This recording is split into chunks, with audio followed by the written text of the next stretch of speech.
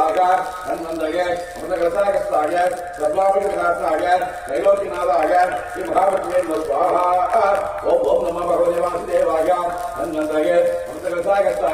सर्वाभिविनाशाय त्रैलोक्यनाथाय श्री महाविष्णुवे स्वाहा ओम ओम नमः भगवते वासुदेवाय हनुमंतये अमृतकलशाय